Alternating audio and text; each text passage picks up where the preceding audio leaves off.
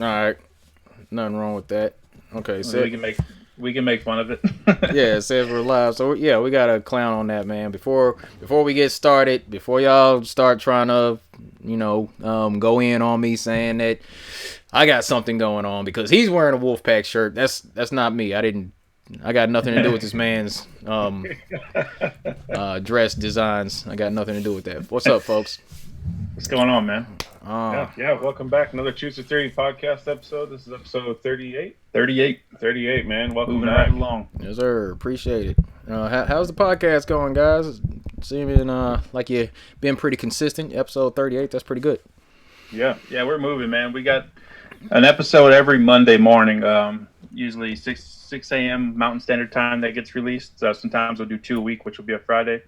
But yeah, we got a lot of good guests coming on. We've had a lot of good guests in the past.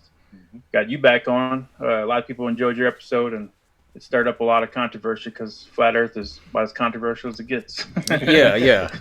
I'm saying, most other things are like kind of lightweight in comparison, But Yeah, I've been hearing Tucker Carlson mention flat Earth a lot on the news lately. really. Yeah, like I don't know, every other episode lately, he's like, yeah, you gotta sound crazy like some flat Earth stuff. I'm like, bro, why you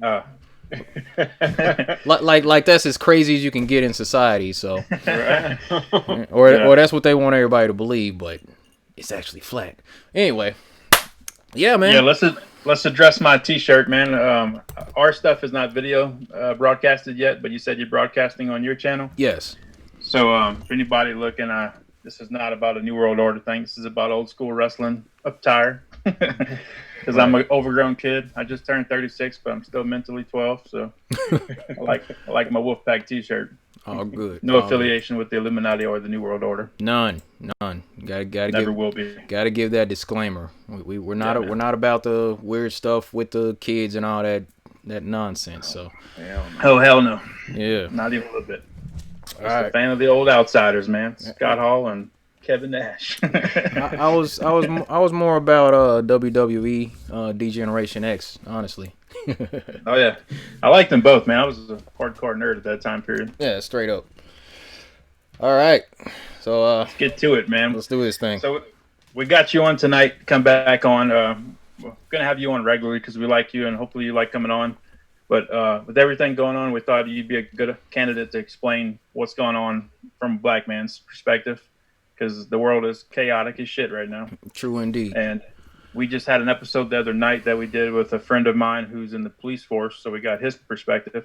So we want to kind of cover all bases with this, and we're going to ask as many people as we can to chime in and help us all learn and grow from it. So where are you standing with everything? Can you help teach us the right way to approach these kind of situations, to learn about it, to talk with your friends, to be better? Because obviously none of us are racist, but we still got to help the situation. Yeah. Well, I appreciate you, and like we covered in the messages back and forth on Instagram. What I've been trying to do is promote these conversations between the races. And I mean, in the truth community, we have an understanding that race is a social construct, as well as the financial aspect of it, the dividing people by class and all that stuff. But the concept of race is still something that we all exist within this matrix. Just like the financial system, we have to deal with it. I mean, we have to exchange these little rectangular pieces of paper for products and services. But at the same time, we know that the monetary system is BS. But we also know that the race system is BS, but it's still something that we have to deal with. So we have to have these conversations. And what I've been trying to do is promote conversations between races recently, and I've gotten some pretty good feedback from a couple folks because I did that video on Facebook last week, and using these terms that we use in modern society to identify people. Hope nobody gets mad when we say black or white, things like that. It's just the identifiers that we have inside this social construct. So please, hope everybody can remain cool, when we get around to talking about this stuff. Right. But what I said ultimately was that these conversations are necessary. It's good to keep the dialogue open about this stuff because The community, the truth of community is like we're all about unity. We're all about coming together to fix the world, basically to expose the injustices and evils in the world.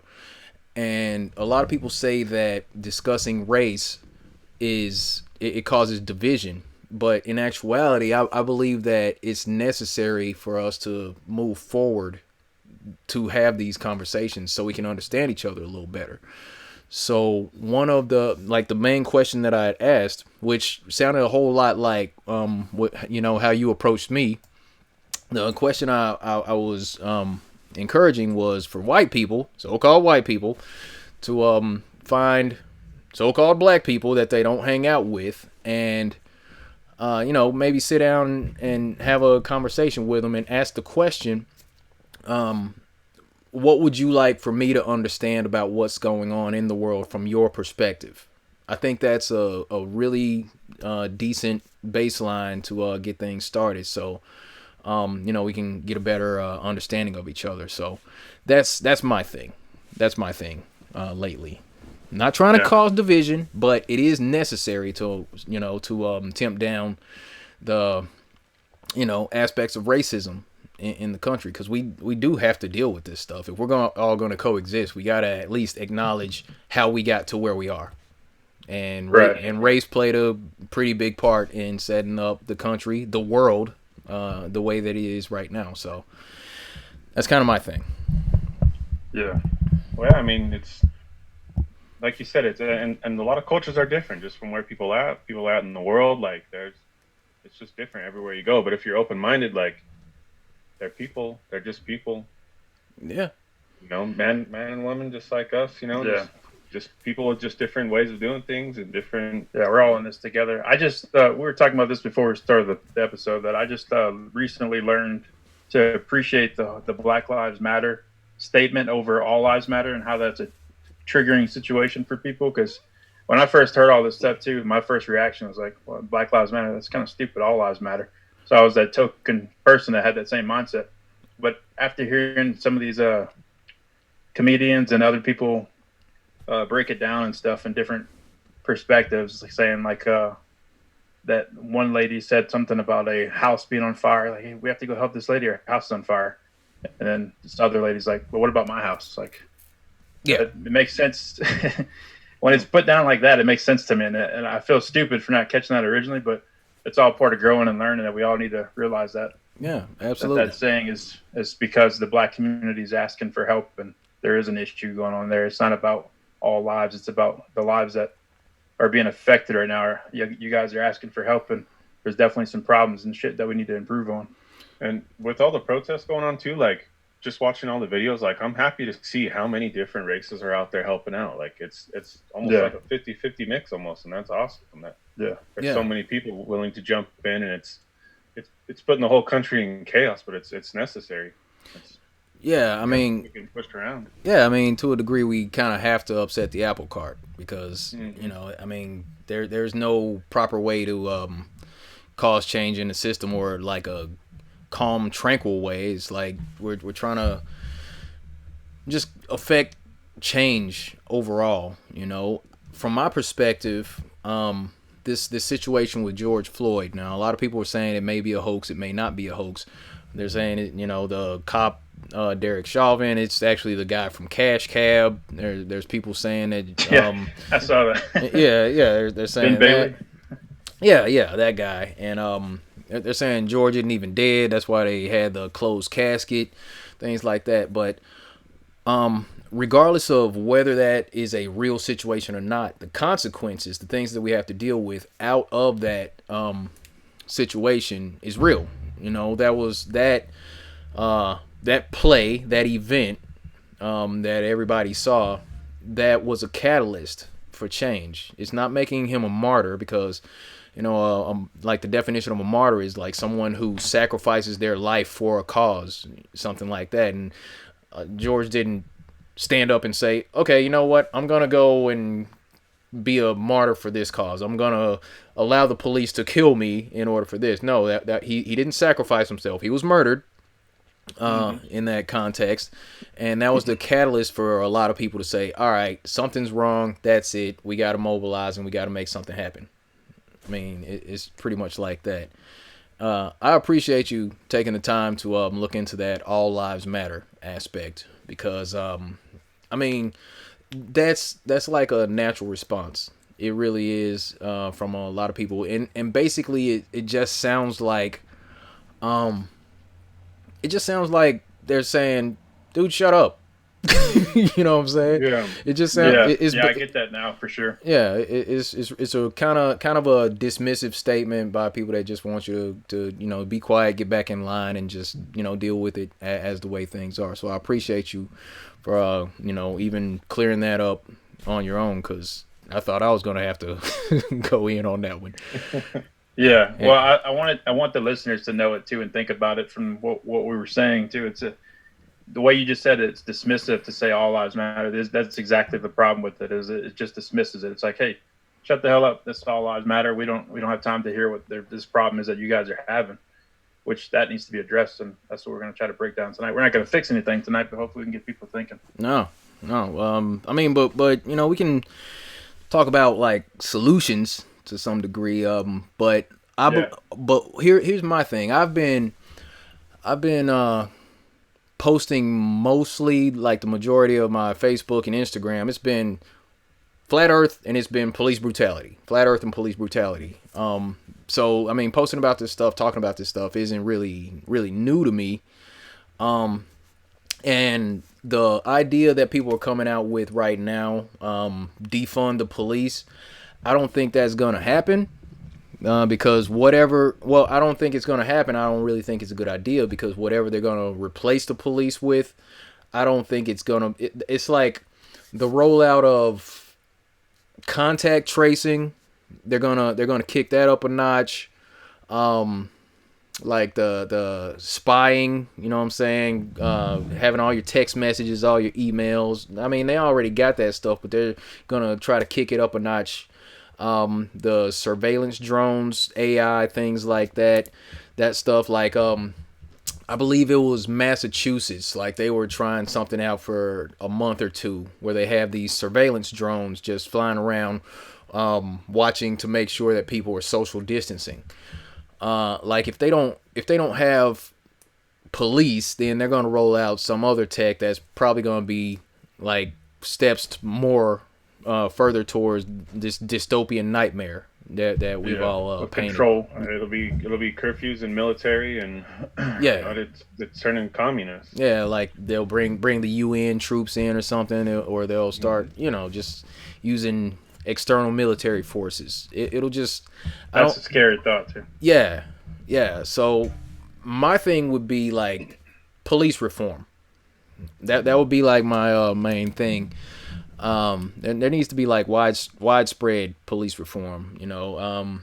Police need to be held accountable whenever a life is lost. And another argument against the phrase Black Lives Matter is, people will talk about Chicago and rattle off the latest statistics on how many black people killed other black people in Chicago. Things like that, and they're like, okay, so you're just upset because a white police officer killed a black man. That y'all are just upset about that. You're not mad about the black people in Chicago. It's not, in my opinion, that people are upset so much about the black man being killed by the cop, or the black man being killed by another black man in the hood. So in the hood, what happens is Pookie kills Tyrone. And what happens is Tyrone's dead, Pookie ends up getting arrested and sent to jail, and he's going to be locked up. And that happens like that, okay? That's the way that it's supposed to go. When somebody kills somebody else, they're supposed to be held accountable. The problem is when Officer Bob kills Tyrone, Tyrone's dead, Officer Bob gets to go home basically on administrative leave, which is essentially paid vacation, and that's pending an investigation. Ultimately, what happens is a lot of the time the officer usually gets to walk, even if it's on video, and that's the problem. That's the issue. A lot of times, yep, a lot of times. And I saw something. I made, somebody would need to correct this statistic or something. It's like it said that Michael Vick served more time in jail for killing dogs than all the police officers combined that have killed unarmed black men, like the last 493 unarmed black men that were killed. The police officers have served less time than Michael Vick for killing dogs. Now, I don't know how true that is, but I don't think it's that far off. Yeah, it's not good, man. I gotta look into that one. That's crazy. Yeah, and I mean that's the problem. It's about justice. That's why we're saying no justice, no peace. If people felt like police were going to be held accountable, I don't think there would be as many issues, honestly. But it's just that police get away with it, and it's just out in the open. Like that situation with Rodney King, back in the 90s. I mean, there's somebody with a video camera watching them, watching 4 officers just wailing on them with their nightsticks and all that, but they all walked. Like, okay, but we got video. Yeah, but we didn't really find anything. I'm like, that's a problem. It's just the aspect of justice. So there's that. It's like that with so many cases, so many. Just even this last week, I've just seen just so many videotapes of police brutality, and it's like, how are they getting away with this? It's insanity, and it's on everybody. I mean, they're trapping them in the squares and keeping them after curfew, and then they tear gas them and pepper spray them, and they're shooting kids in the head with beanbags and this and that. And it's gone so far that it's like, I feel like any day now people are just going to take up arms and be like, all right, we're going to play this game. And I hope it never comes to that, but it's getting scary. I mean, yeah, it really is. But now I feel like now black people are sitting back like, what, y'all thought we were playing? Y'all can see it. Right. Oh, you see it now. Okay, good. Yeah. All right, now that you see it, let's move on, because come on now. I mean, it's crazy. It's so crazy to see the stuff that's going on. Like that one cop in New York, pushed the heck out of that little 110-pound female. But first what he did, he like slaps the phone out of her hand and then pushes her. She's still in the hospital. I heard she's still in the hospital for that. Oh, yeah. The officer was charged for it, but I mean, the way that he pushed her, it's like he intended on hurting that woman. And it's just not right. Yeah, and they do. And I seen this thing where the police chief came forward and was like, "Hey, I'm making it a new code of conduct. It's your guys' job to check other police officers when they're doing something illegal." And it's like, that's your whole job from the beginning, is to stop people from doing things that are illegal. Why do you even have to make it in the code of conduct? You need to check each other for this shit. Yeah, it's asinine. Yeah, absolutely. It's rule number 1. Yeah, you'd like to think so. Okay, you guys are supposed to be the ones stopping people from doing illegal stuff. If you see one of your fellow police officers doing some illegal stuff, you're supposed to stop them. Duh. That's I'm like, that's pretty common sense. But I mean, that's what we're gonna need. Another thing that I would say is if a police officer uses excessive force to the point that they send a citizen to the hospital, that they are partially responsible for the hospital bills. Yeah. I mean, just like anybody else. Like if I got in a bar fight and I reared back and punched some dude, I'm going to catch an assault charge for that. And it's going to follow me forever as an assault charge. Mm-hmm. And they get away with that kind of stuff. And there's good cops out there, they're not all bad, not 100%. We've talked to some good ones, and I have seen some good videos of cops stopping other cops, saying like, bro, you need to settle down, take a walk. You're going off the rails. But there's too few. Yeah. Too few of them. It feels like it's just a human thing inside of you to do the right thing when you see somebody doing that kind of stuff. I would stop it if I seen that. Yeah. If I seen somebody beating up somebody else, I'd be like, dude, absolutely. I don't know what happened here, but I think he's had enough. Let's just cut that shit out. Right. And that's another thing, a lot of people have questions about how these situations come about, and it's just somebody standing there with their camera, recording the whole thing, camera phone that is, and just recording it or doing a live stream or whatever. And people were like, well, why didn't they jump in? Why didn't they kick the officer while he was doing this? It's like, one, the guy's screaming stay back while he's got a taser or a gun pointed at him. And I mean, if you run in and try to do something, it's like cop cars starting to surround the area. So it'll just turn into a full out massacre out there, Right. The Yeah, people, definitely. the In that situation, the only thing that could happen to stop it would be other officers intervening yeah, and to keep it. And even that would escalate, but that's still the only way from being a big shootout on the side of a street. And at the end of the day, the officer would still walk because they're defending. Yeah. They feared for their lives or whatever, and that's what they'll say. And it'll be a bunch more dead people. I have a lot of conspiracies involved with the George Floyd thing, but I don't want that to be the focus of this episode. This obviously is outside of the George Floyd situation, is an ongoing problem and an ongoing thing that keeps happening. So I really want to focus on what advice you have for us and everybody else listening that we can do to help it. What do you think the world needs to do to make the situation better, and just like educate us on that kind of stuff from your perspective? Well, I mean, like I said, man, we have to be real. We have to be realistic about what's going on. We have to acknowledge that there are disparities in how the country, how the culture is shaped. The narrative needs to be shifted a little bit because, in the mainstream media, in the movies, in the music, the TV shows, all that stuff, it gives people of color a bad image.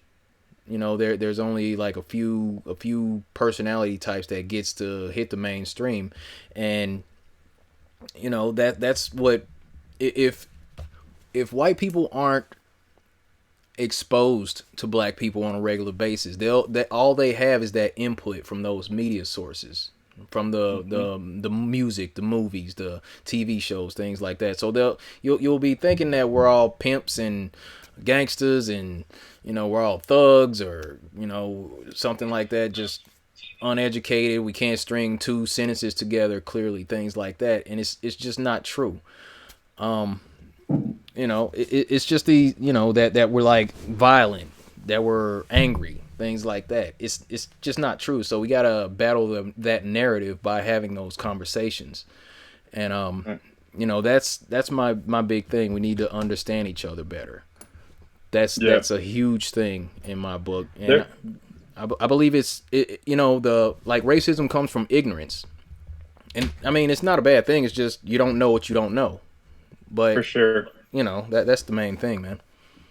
There's so many areas in the United States still too that don't have a big population of black people, and you don't grow up with it, you don't know any better, and they're just kind of generation after generation spreading the same problems and mindset because they're not culturing themselves and learning. I grew up in South Louisiana, and there's a lot of black people down there. I have a picture from 4th grade where I joke about with my friends where I think it was like the end of the year or something like that, and they're all crowding around me. I'm the only white kid in the shot. I look like a little idiot, but it's a funny picture. That was just not a thing when we were younger. And I remember when I moved to Iowa later on in life, I worked at a place, and I worked with a half black guy that I became friends with. And I remember him saying, he's like, "Man, I wouldn't do well in Louisiana where you're from, huh?" I was like, "What do you mean being half black?" Because like he thinks everybody in the South are like redneck racist people. I'm like, dude, you would fit right in just as much as I do.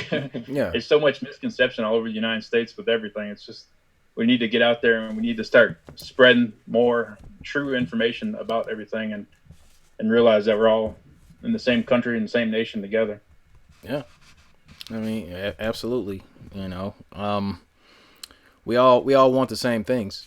We have to understand that. We all just want to be left alone. To spend time with our loved ones. We all want to be able to be afforded the same things that are promised in the Constitution: life, liberty, the pursuit of happiness.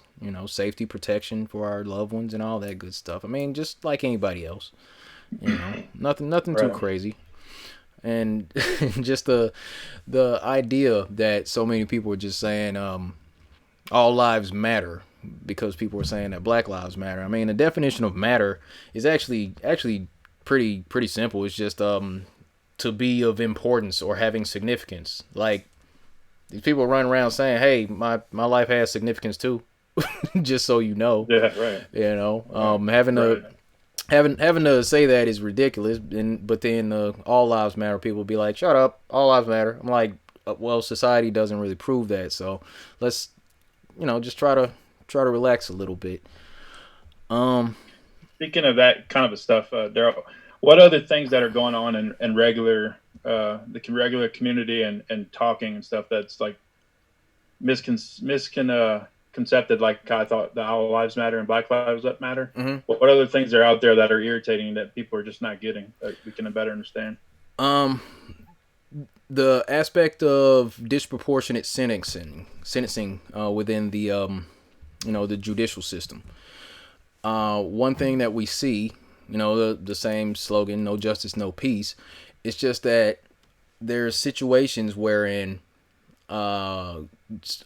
there's unequal punishment for similar crimes across racial boundaries. For example, okay, there's a story about a guy, young black man named Albert Wilson. So he attended a bar with a friend. He met a girl while he was visiting family. He was under 21 at this bar. This girl that he met, she was 17 at the time. Now, he was a black man. She was a white girl. So they spent the evening together. They were drinking and all that. They ended up on the dance floor kissing. He raised her skirt up, something like that. And they left. Now, they did some other sexual things together, but, they didn't actually have sex. So the thing is, he was accused of raping her. And when he was charged, he was actually charged had an all-white jury, and he was charged to 12 years. 12 years in prison for kissing this girl. All right? So that's Albert Turner, 17-year-old girl. They're both underage. They shouldn't be drinking. That's statutory rape if they would have had sex, but they actually didn't. He goes before an all-white jury, 12 years. Okay? And then long ass time. Right.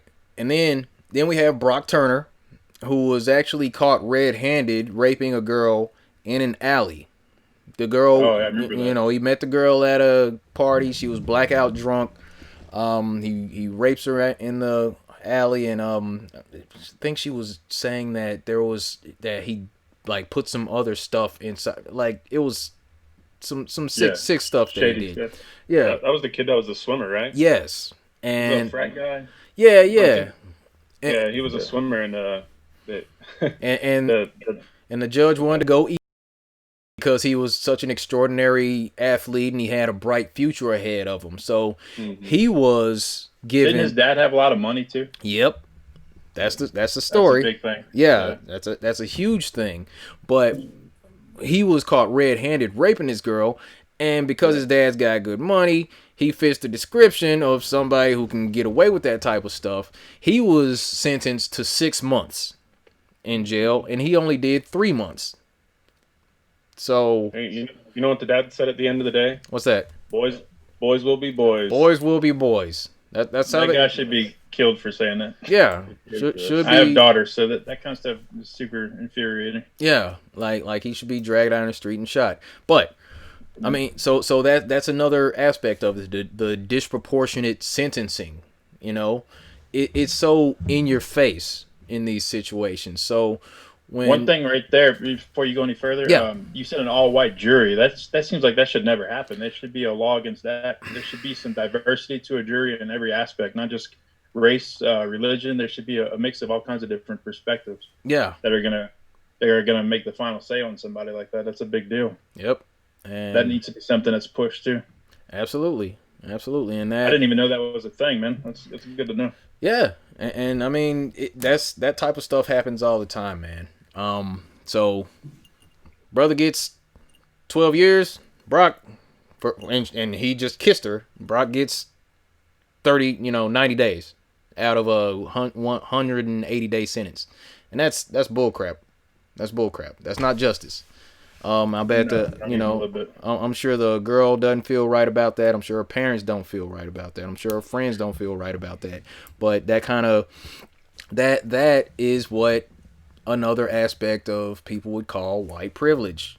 Sorry, it is. It's just one of those things that's kind of out there. Like, dude, um,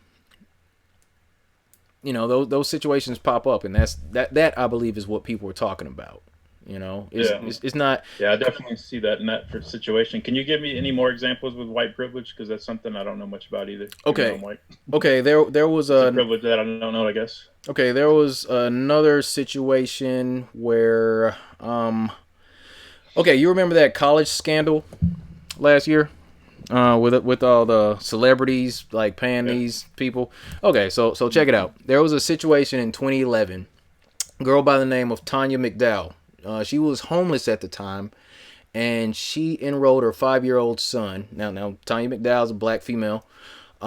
She was homeless at the time back in 2011. She enrolled her 5-year-old son into an elementary school using her son's babysitter's address as for the registration paperwork because she was homeless at the time, right?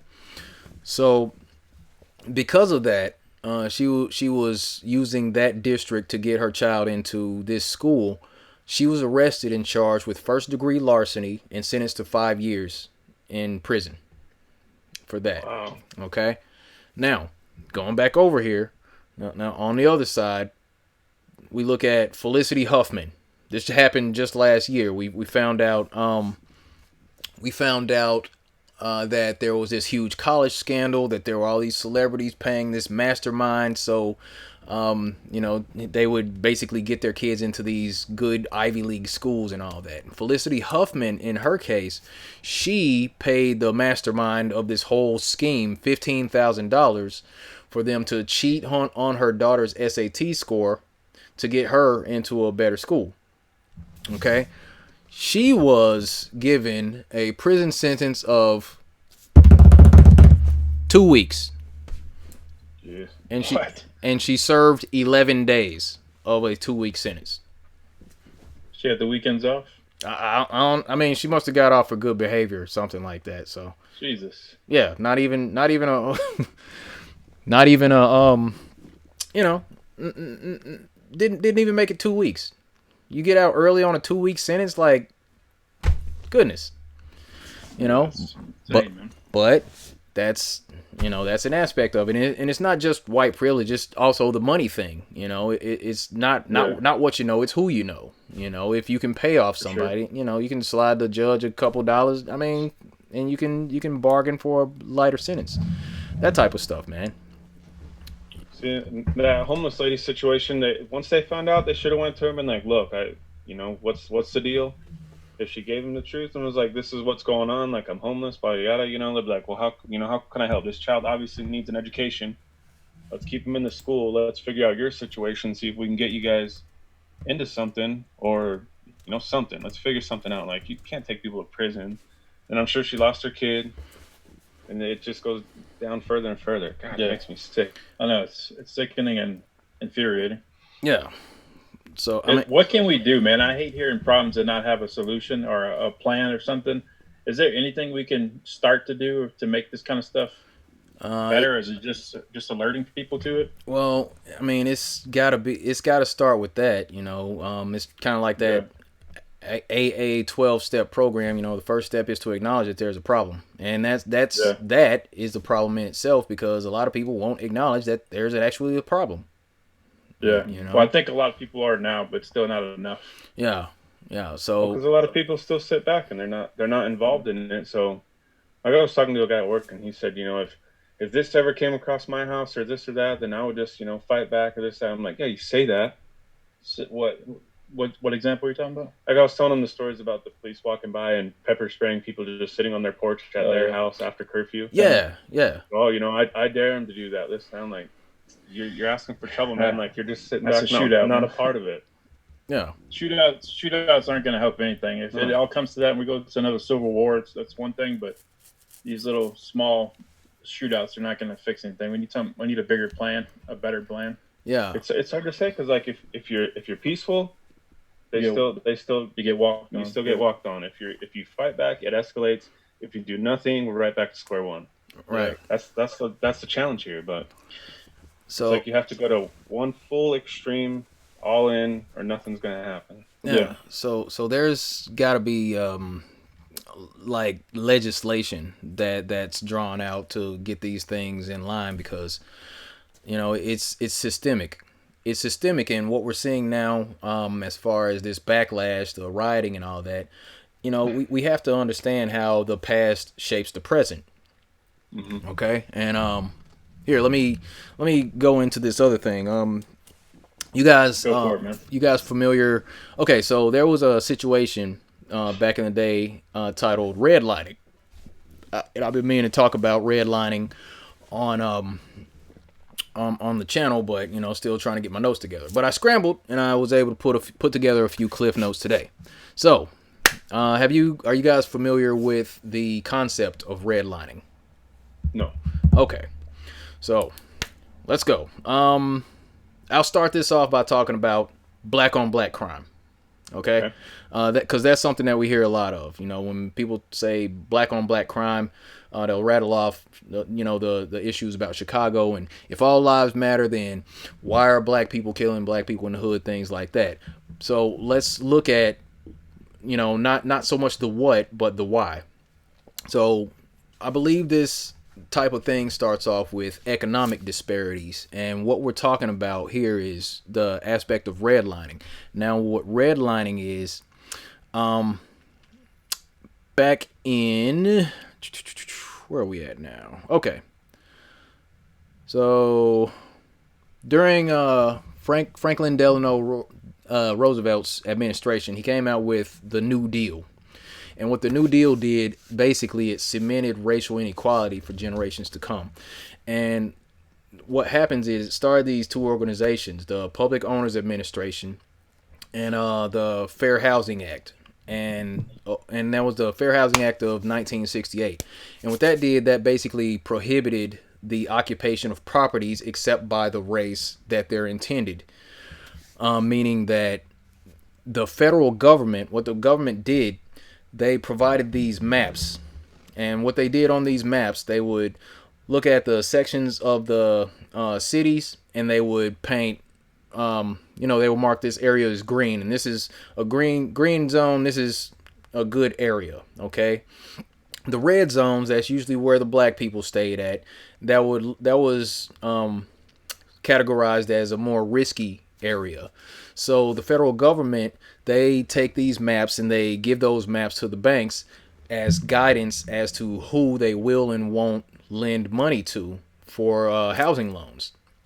So what happens, the the green areas go, the red areas are outlined. That's where black people live at. So what happened is the United States citizens who resided in those areas were denied loans based on the guidance from the United States government. Okay, these changes, they resulted in the decrease of property value, because what happens is the banks are like, okay, so you can come through and you can get your loan and you can build your house, and I mean, even if you can't pay it back, you're good, except if you're black.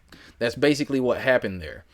And even in the paperwork, it was written that they had covenants that basically said you can own this home, but you are prohibited from selling this to anybody other than a white person. It was like literally in the paperwork.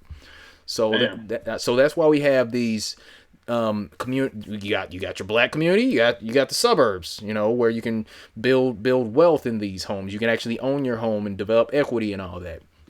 All right, because home ownership and education, that's like the ways to build generational wealth. And ultimately, through redlining, the black community was denied those opportunities because the schools are funded through the property taxes. And because of redlining, what happens is the banks aren't loaning money to people in those redlined areas.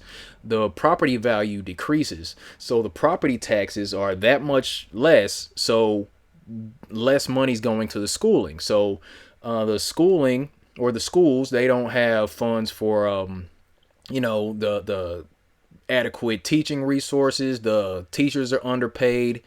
The classrooms get too crowded. They can't afford money for extracurricular activities and other aspects like that. So that affects people's educational experience overall. So over time, people just continue in this area where businesses aren't coming because there's no money in the community, except there's going to be a liquor store on every corner. We're going to make sure that there's a pawn shop, maybe a gun store, things like that. So the opportunities within those places becomes limited.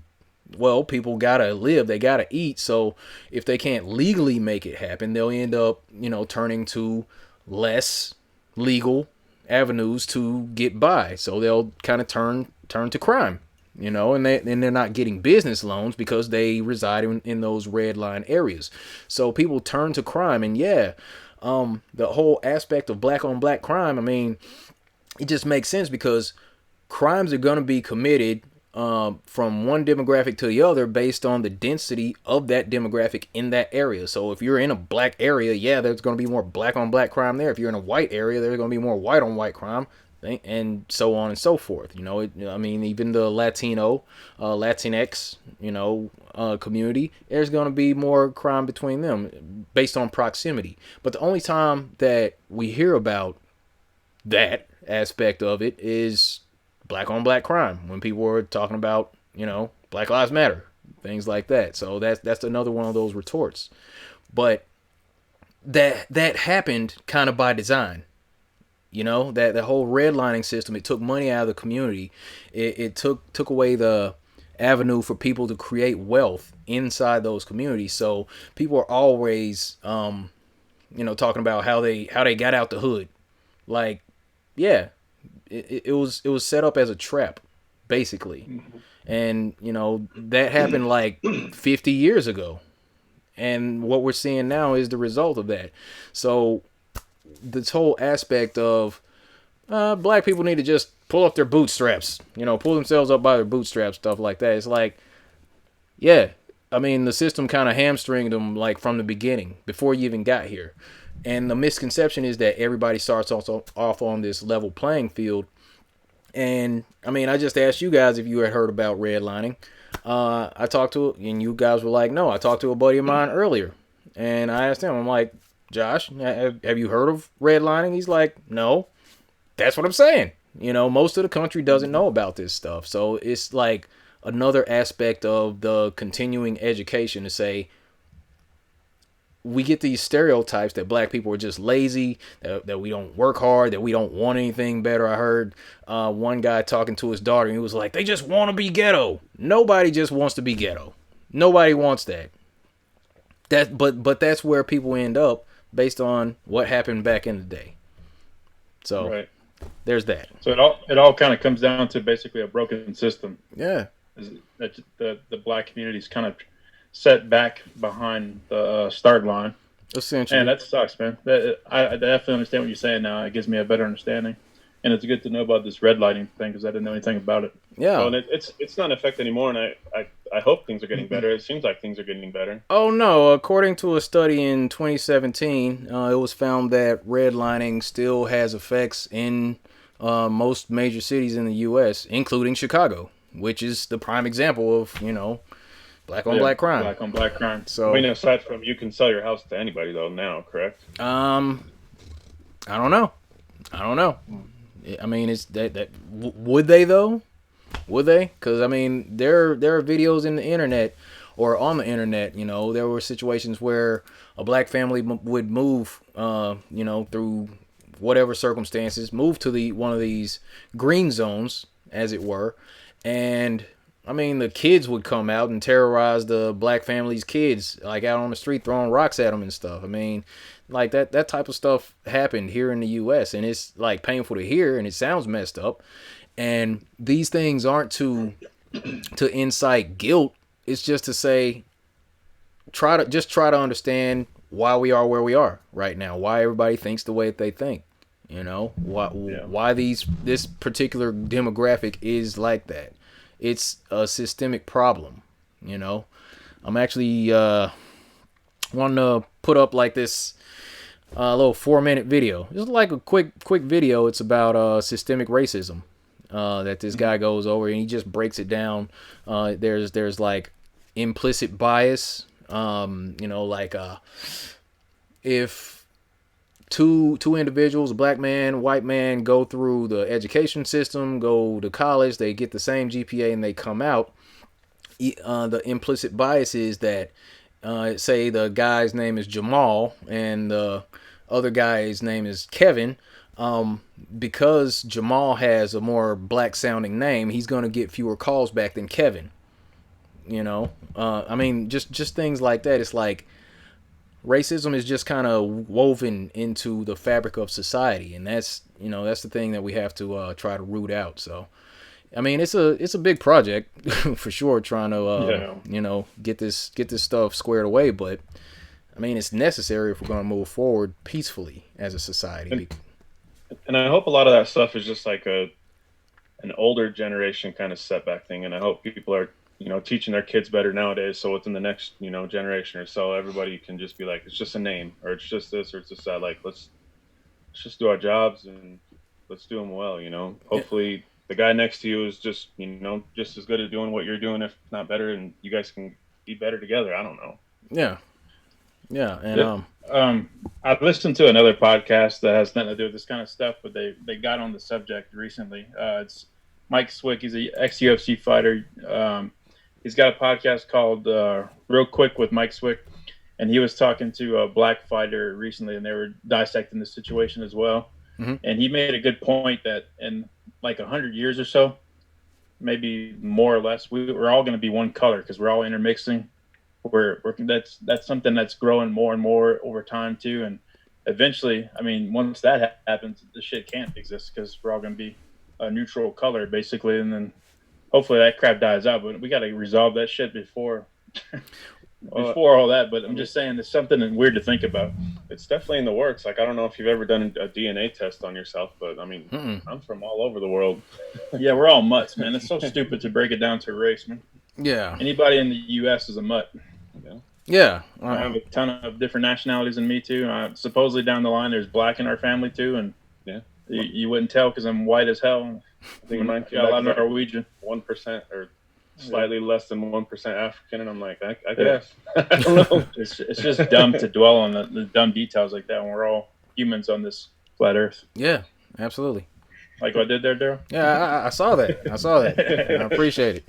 Are you live broadcasting on your channel, or is this okay? Yeah, I'm live. I don't know how that works. Are you doing it on like Instagram, YouTube, or? I'm on YouTube. Got it going from OBS, streaming straight to YouTube right now. So. Can people comment live too, or is it just a live feed? Yeah, I'm seeing the live chat right now. Oh, okay. Are we getting a lot of love, or are they hating on us? I'm not wearing my glasses. Yeah. What's up, people? Thanks for tuning in. Yeah, it doesn't seem like too much hate. I'm nonetheless, I'm glad people are listening. I like everybody, so yeah, put that out there. And we're trying to learn, man. So don't hate us for trying to get better. Yeah. And don't hate on my Wolfpack T-shirt. Yeah, please. We're just trying to have these conversations and smooth things out. That's all. And people would say that's being a victim. Just talking about that. I'm not a victim. I'm not, actually. I have a pretty good job. I think I've done well off. I've had a run-in with the police in the last couple of years where I ended up in the back of a car because I fit the description. But, I'm not a victim. But I wanted to ask you about that too. Can you go into more detail about that? Because that's not something that happens to white people that I know. I've never heard of another white guy I know get put in the back of a car because he looks like somebody. So yeah, that's some more profiling type shit that we don't deal with. Right. Well, that particular situation happened because I was in the parking lot of one place, and it was next to a Cricket Wireless, and there's this guy who stole an iPad from the Cricket Wireless store, and he runs across the parking lot of Lowe's, like in that direction. I'm like, okay. I was like, what the heck's he doing right there? So he takes off across the parking lot. I'm like, all right, that looks kind of weird. That the guy's running like he just stole something. So I'm just sitting there chilling, and the police come around in a little bit while I'm still pretty much parked in the same parking lot. The police come by, they knock on the window, they ask me some questions. They're like, "Hey man, what's going on over here?" I'm like, "Oh, nothing. Just chilling." He's like, "Hey, we got a call that somebody stole an iPad from the store over there." I'm like, "Yeah, we saw him, and he ran across the parking lot." They're like, "Oh, okay." Like that way, I'm like, "Yeah." It looked like he was wearing like some denim pants. I like give him a description and all that. I was like, he looked like he was about 6 foot tall, black guy. I think like, it was dark, but I couldn't tell. So they let me go for a minute. I get maybe like 3 blocks down the road, and suddenly when I'm going through this 4-way, the police car shines a bright light, says something over the intercom. I pull over. So real quick, these guys come knock on my door. I pull over. I roll the window down. I'm like, "What's up?" Because I just talked to these guys, right? They're like, so yeah, we need to we got some questions for you. I'm like, "Wow, what's up?" "Yeah, it was a robbery over there." I was like, yeah, I talked to you guys, another unit back over there by the Lowe's. He's like, "Well, yeah, they said something about the guy jumping into a van." I'm like, "Well, wait a minute." Okay, so first of all, I'm sitting here like kind of talking slick to these guys because I'm like, "Okay, look, I talked to you guys in the other parking lot a while ago, and you're saying that I fit the description, but I want you to consider that you're actually insulting my intelligence right now, because if I understand correctly, the object of the game is if you're going to steal something, you're supposed to get as far away from where you stole the stuff from as possible. I was parked in the parking lot adjacent to the store, so why would I steal something and then stay parked right next to where I stole something? Like, that doesn't make any sense. So the back and forth goes on.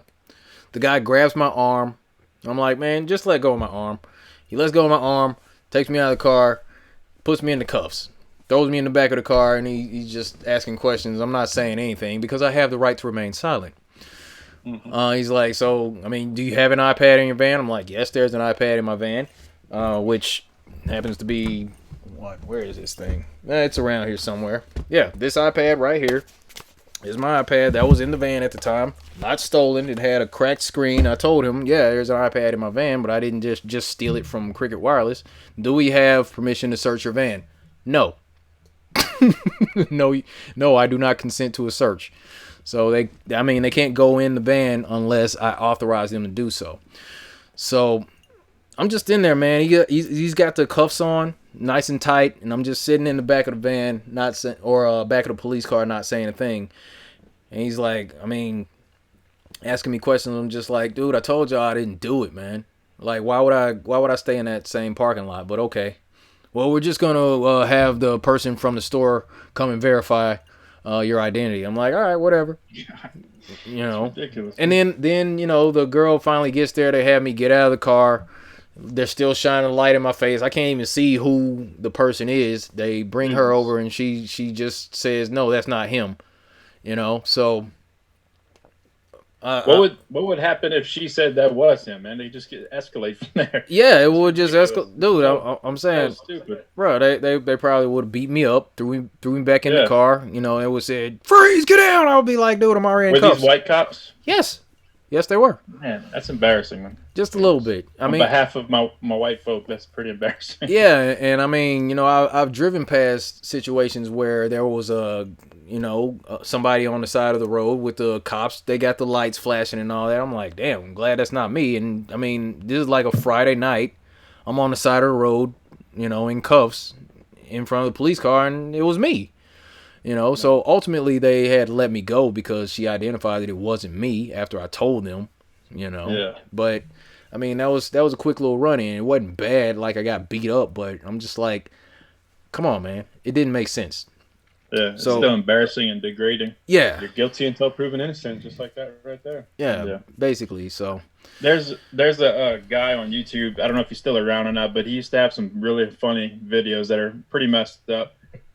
He's a black guy, did voices, and he would do Grand Theft Auto videos, Mm-hmm. the video game, and like do voiceovers of situations. Yeah. And he had a guy, he had a character of this white racist cop that was just profiling the shit out of his character. The officer's name was Officer Harassment, like officer harassment. Right. It's pretty clever, man. I used to get a kick out of those videos because he does such a good job with them. But man, this shit's real. It's sad. It's coming from a funny place, but the reality of it is fucking true. Dude, this guy's walking down the street and this cop's like just tailing him in the video game, and because he was able to play both characters or something, and he's in the cop car, and the black guy's walking the sidewalk, and he's like, "Dude, why are you following me?" right. And then he goes, he's just creeping on him, and all of a sudden he walks across the street, and he goes, hits the siren, he's like, "Got you jaywalking," and he comes out and arrests him and shit. Yeah. Just over these little situations over and over, but that's the shit you guys are actually going through. Yeah. And he's making comedy out of it because he can. He's black, but it's still, man, it's ridiculous that you guys are actually going through this shit. Right. It's like a real situation, and I mean, just talking about it, it's gonna trigger somebody to be like, "Oh, there you go, playing the victim." I'm like, it's not saying what's real is not playing the victim. You know, again, yeah. There was another one of those things I saw, the Grand Theft Auto. It's like, and I used to play Grand Theft Auto San Andreas, you know, with CJ, the big swole dudes, Great right? game. That was the best one. Right. You know, I don't know about that. Miami Vice is pretty good too. Yeah. So I used to play They're that. all good. And there was one skit that they did, and it was like a silent thing. So it was like off in the distance, CJ's walking down the street. There's this white guy. He's like punching him in the back of the head. And there's a cop walking down the sidewalk. He runs in front of the cop. The white guy's hitting him. He runs back in front of the cop. The guy hits him in front of the cop again. And then he finally hits the cop back. And then, you know, that little 1 star starts blinking and the cop starts beating on him. You know what I mean? So 5 stars instantly. Yeah, you know, like that's real, man. That's real. It is, dude. It's unfortunate. Those situations in those games are hilarious, but it's really sad that you guys are actually dealing with that shit. And anybody that's saying the whole victim crap, let's put all that aside. We're having an open discussion. We're open-minded. We're all trying to learn and grow from this. Nobody's playing victims. Nobody's racist in this discussion, and we're all trying to learn and grow from it. So yeah, absolutely. Just stop all the negativity. I mean, seriously, you know, we're not going to grow with that crap. Right, we're all trying to figure this stuff out together. We all want to move forward to this peaceful utopia together, and we can't do that if we have a broken system where people are being discriminated against. It's just not going to work. With the broken system thing too, I feel like there would benefit a lot from it. It's obviously the system's broken. It's going to be a nightmare to fix it. It's not going to happen overnight. Yeah. But until then, I think there should be more Big Brother programs going on to get guys in there that have done something with their life and respectful and not even, you don't have to be famous, you don't have to be an athlete or any of that crap. Just somebody that's got a good head on his shoulder that can help guide young black men, young black women, for Big Sister too. Like just get them a better role model and get them out of those little handicaps that they're dealing with. I think that would help a lot. I don't know how to do that, but I feel like that would be something that would benefit a lot with these communities that are struggling. Yeah. You know, speaking of community, another one of those things that you know, police could do is that like community policing. And an excellent example of that is Officer Tommy Norman in North Little Rock, Arkansas. You know, he has 1 million followers on Instagram, and he's always putting out these videos of him just interacting with the kids in the community. You know, he actually gets out of his car, takes pictures with people, play basketball with them, things like that. And I mean, that's kind of what we need to get to, because at some point, somewhere along the line, it went from serve and protect to obey or die. You know what I mean? Yeah. You got to comply. It's definitely. Like people get shot, and you know, for not following orders. Like the police are supposed to be public servants. So, you know, just walking up to somebody and giving them orders. I mean, you're another human being. You're just in a little costume. You got a badge and a gun. Like that. Yeah. That's the only difference. That's the only difference. It's like a perceived authority that we've all agreed to, which is BS, in my opinion. Yeah. And also, I think that kind of goes both ways with. I see a lot of videos of guys like, I'm just gonna go, you know, just start harassing police officers just because they can, you know. Oh man. Yeah, that shit does some nothing trouble, but, and then they like, this is my right to do this, my right to that, and it is your right, but like don't go poking and just right, stirring hornets nest. Yeah, you start stirring shit up just because you can. It's not a good look either. Yeah. That kind of stuff in any aspect on the police side, the civilian side, none of that shit is gonna do anything but bad. So people need to knock that crap off too. Absolutely. And what you mentioned about that officer, I forgot his name. You said Tommy Norman. Tommy Norman. If there was a lot more cops like that too, or they started a program in each police department that would get officers that are maybe assigned to a different department. It's just that's the department they are, is community building. They just go to these areas and work on stuff with these kids and start little group powwows to get people engaged with things and get them active. Make sure that they're doing all right. I know you can't fund people with you're a police officer, but just being out there and giving them a role model to know that, hey, we're here to help you. We're not here to threaten you and make you feel unsafe. Mm-hmm. I think that would go a long way. I think police departments need to look into that. I hope so. But I know it's fairy tale thinking, but just throwing out ideas. hey, that's how new innovations come across. You know, somebody's got to be crazy enough to imagine these things and put it out there. And somebody might pick it up, they might not, but we don't know if we don't have these conversations and just throw these things out there. But yeah, like intramural sports teams, things like that, just interaction with the community. There needs to be more of that, because it used to be beat cops walking around getting to know the neighborhood, but now cops are more geared towards collecting money for the state. Sitting in speed traps waiting to catch somebody speeding so they can give a ticket to somebody so they can meet quota for the month. Right. Right, and that's probably that could even be pushed down on them. That maybe they don't want to do that. There's probably a lot of good cops out there that's not trying to ruin someone's day, over some petty speeding ticket, but they're getting hounded on too. Like, hey, you haven't met your quota. You need to get out there and write some tickets, or why are you? It's got to start from up above, man. It's got to trickle down. The police chiefs, all these guys that are all the politics and shit. All these guys need to come together and start doing shit that actually matters instead of trying to win the next election. Yeah, and gain enough funds for each month or whatever bullshit that they're doing. Absolutely. It's frustrating, man. I hate hearing problems like this that there's no resolve to at the moment. It's just it's aggravating. Yeah, and I mean, it's not, it doesn't have to be you in order for you to care. That's the thing that's lacking in society. It's just the aspect of compassion, understanding, empathy. Understanding that it's like I have enough food in my fridge, but that doesn't mean that I can't feel something about people who don't have as much. It's like we're in this callous society where we got this attitude like that's not my problem. And then just that is a big situation. Yeah, and it's easy to take that attitude, and a lot of people are choosing to do that right now. It's like that's another thing to overcome.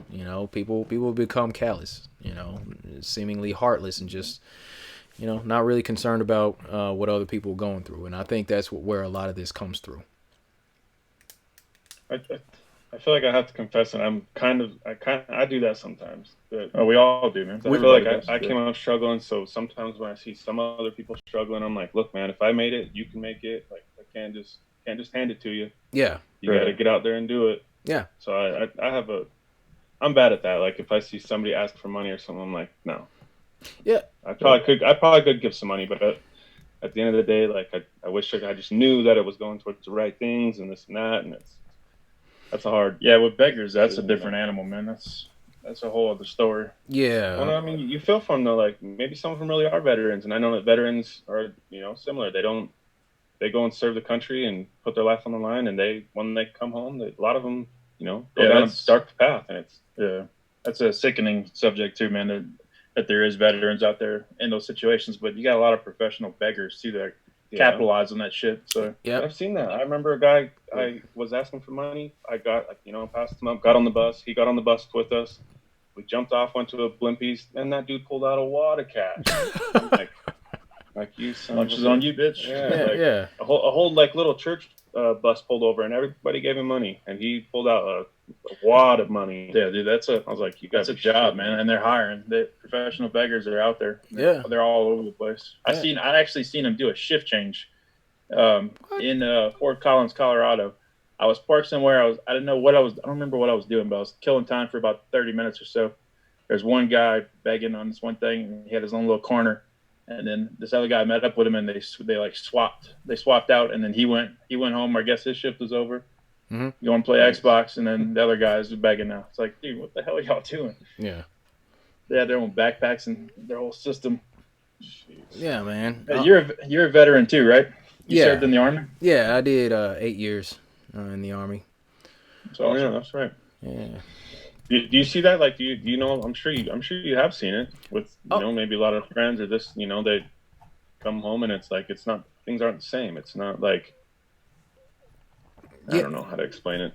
Well, I mean, there's a crazy amount of homeless people. I mean, just the idea that we have this braggadocious attitude that the United States is the land of opportunity and abundance, and we're just kicking butt and taking names, and yet we have this huge homeless population. Like, I mean, what kind of civilized society has people living on the streets? Mm-hmm. And I'm just kind of a hippie that way. I just feel like there should be an aspect of this is where people call me communist. I don't think anybody should have to struggle for food, clothing, and shelter. I'd like to think that's like the baseline. These things, not in 2020, especially. Yeah, like these things are taken care of. Problems. Yeah. So and I think that will go a long way along the lines of diminishing the need for policing, because the crime rate would drop. I don't think anybody really wants to do bad things on a regular basis, or a lot of people don't, but they're desperate. They're just trying to get by. They need money. So if they can't get it legally, they're going to have to get it illegally. But what are they getting the money for? Well, because they have to eat. Okay, if food is available and provided to some degree, and everybody just has like these neutral points. Like, if there were these huge complexes in here, I'm not saying everybody should be afforded lobster and crab every day, things like that. But if like there was an abandoned Costco that had these huge aquaponics grow projects in there, where people could go in, like in the center of a city, and then they could go there, stock up on the fruits and vegetables that they could use. I mean, things like that. And if somebody isn't employed, they could work at those areas. I mean, it's different ways and means of getting around this, but the aspect of there being just poverty out of control in this civilized society is ridiculous, in my opinion. Yeah, the whole aquaponics and hydroponics stuff is fascinating me. And I had this thought recently, while I was high, unfortunately, but I usually think about the most unusual things when I'm high. Yeah, that works. Typically. They think about how weird it is that in America, I don't know about other countries, I only know about America, but we celebrate having a nice green yard. Like, it's good to have a nice cut lawn. Like, that's so weird. Where the hell did that start from? We have yards. We should be growing shit. Like, why do we waste the yard just on a flat thing? It's like we've been brainwashed to think, hey, don't do nothing with the yard. Make it a nice flat green turf, basically. Yeah. And don't utilize the land that you have, the little bit of land that you can work with and grow things, and be beneficial to your own community. It's just so strange that everybody's obsessed with a nice cut green yard. It's just if we all started growing shit, we would be a lot more beneficial to each other. Yeah, and self-sustaining. Absolutely, and that's what the government doesn't want. There's been actual literal situations here in the United States. There was actually a veteran, I believe he was in like Tennessee, something like that, and he was trying to live off grid. So he had his own land. He had like a tiny home or a trailer, something like that, and he wasn't using the city's water, sewage, or electricity, because he was catching rainwater and kind of filtering that. You had solar panels hooked up, and they were growing their own food. And the city came in and basically told him that he has to like vacate that land because they're living in a dangerous way, and he had so much time to get back on the grid, or before he would be prosecuted. So Yeah, I mean, that's crazy. yeah, situations like that. There was one, I believe there was a lady in Florida who she was actually using her whole yard to grow plants, and she had her like herbals, her herbs and all that for natural remedies, fruits, vegetables, all that good stuff. And the city came and they like tore up all her plants, because Damn. like it was a leader of the homeowners association had a problem with the way their yard looked. Like it just didn't it was an eyesore, so they just kind of made her clear out all of her plants. So she was like self-sufficient with her food and her natural remedies and all that. And then it's basically, we're going to move you from this way of living back to on the grid. So I mean, that type of stuff is really happening here in America, and it's just crazy to me. It is. The food and the garden and stuff like that, I don't understand. The catching of rainwater, I got kind of explained how that can be a problem, just because. Tell me, because I don't know anything about that. Well, because before, when people would own these massive plots of lands, they would dig like their own massive pond, and they were basically catching all the rainwater and just like hoarding it to themselves, so that like the rivers are running dry and this and that, and so you can't use your agriculture, things like that that actually need water. The rest of the people, even, they're just like catching all the water and hoarding it. Yeah, but how do you catch all the water when it goes everywhere? I don't understand. Well, they like dig like a big pond on their land. Like you mean like the drainage? Yeah, like they just like make their own lake and they keep all the water. Why does one guy need a lake? You know what I mean? I don't know. You have a lake, your neighbor has a lake, his neighbor has a lake, and then the city has no water. You know what I mean? They're like catching all of it instead of it going down the river. But that's like, how do you target where the rain's going to go? Because the rain's going to go everywhere in that area. Right, but still like you're catching a lot of it. You and everybody, and other people are catching a lot of that rain. Yeah, instead of it going down the river naturally. Well, those off grid setups are kind of like, they have these huge, like I'll say like 200-gallon tanks, and then there's like a pipe that goes up to the roof, and when it rains, the water comes down on the gutters and then just flows in there, and they just catch the water in there. If you can catch some water, that's fine. But people hoard. You know how they are. That's how my family does it with gutter draining systems. Yeah, that's fine. For the drums, but I don't know about the pond thing. It's weird to me. I agree with that, but you know how people are. They're greedy, man. They'll take it all. If you tell one guy you can have all the water in the world, he'll be like, sure, thanks. That's that one guy, the CEO of Nestle. He's basically saying that people having rights to water, like water is not a right. Like they're trying to privatize water and sell it back to people. It's kind of crazy. Land of the free. Mm-hmm. Yeah, man. Land of the free. That's where we're at. Gotta love it. Crazy. But greed and money. Yeah. Destroying us. Greed is the common denominator in all this crap, man. It all comes back to greed from up above. Absolutely. And control. Absolutely. And I believe that another big thing that needs to happen is term limits in Congress. Oh God, yeah, man. Oh yeah. Like you can only be a president for 8 years max at this point, but you can sit in Congress for like 30 years. Like Joe Biden's been in politics for 40 years. Nancy Pelosi's been in politics for like 44 years. I'm like, yo, you can't just be sitting here. I'm thinking there needs to be age limits in Congress. Like, okay, if the retirement age of the general population is 65, how about we ask why is that the retirement age for the general population? But then we gotta look at Congress. Like, there's people in there that's like 75. So yeah, that's a very good point. Why do you get? You don't have to retire at 65 though. Yeah. I mean, you don't have to, but that's like the recommended age of retirement for the general population. But it's people older than that still out here making laws, and they've been in Congress for like 30 years. I'm like, dude, go sit down somewhere. Beyond stale, man. That should never be the case. That's like royalty shit and super elitist control crap that's going on. That what's the point of even having a president if they can only do 4 and then another 4, and then we have other people that are all around them that are in there for 40 years plus. So it's so stupid and corrupted. Or maybe it'd be a good idea if you could keep your position, but only as an advisor. If you've been in the game for a long time, you probably know some things. You know what I mean? That's probably some wisdom you'd want to keep around to an extent. Yeah. But just as an advisor, you can't be making the laws. Can't make decisions. Yeah, Right. yeah. I mean, it's like Yeah, I think if that shit abolished, though, that we would have a war because there's a lot of power behind that and a lot of corruption involved with it. Yeah, and they always vote like that for a reason. They always vote to give themselves a raise. You know, that's always a good idea for them. You know, and they get this lifelong pension regardless of how long they served. The problem is just that they get in this position and they're in there long enough to be corrupted. That's the long-term thing. Like that statement from Batman, you either die a hero or you live long enough to become the bad guy.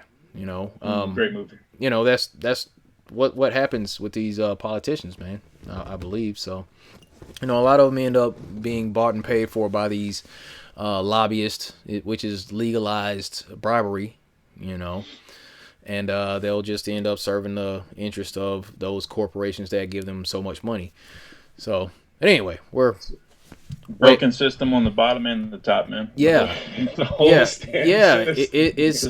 broken. Like at every level, it's just crazy, man. Like the politics, the judicial system, law enforcement. There was actually a study, there was a story I want to say back in 2015 where the FBI released a statement about white supremacists infiltrating law enforcement divisions. You know, like you can go to a KKK meeting and then take that off and then you can go put on a police uniform. Like this, like literally is going on, because you gotta also look at the origins of the slave patrols. You know, that's the origins of the police came from the slave patrol, the runaway slave patrols. Because what happened, these slave owners, they used to have these slaves on their plantations and they would be in fear of these slave revolts.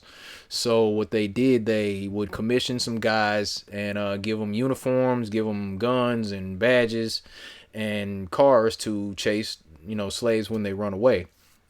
And they were given 3 missions essentially. That's to chase down and apprehend and return to the slaves to their owners. They would provide, inform, and organize terror, to deter slave revolts is one of their functions. So, organized terror. They would make examples of the slaves that ran away, chain them to a tree and then whip them in front of everybody. And then, put in the hot box. Yeah, like on Django, stuff like that, And then number 3, their mission is to maintain a form of discipline for the slave workers who are subject to summary justice outside the law.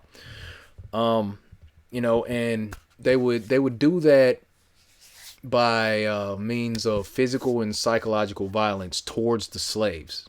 All right, so they would do things like the overseers would use a whip on the slaves, of course. We talked about that a little bit. Things like the hot box, the rape of men and women, because there was this thing called buck breaking on these plantations, where in order to break the spirits of the male slaves that would otherwise consider revolting, they would take one of the biggest, strongest black slaves that they got, and they would rape him in front of his family and in front of everybody, out in the open.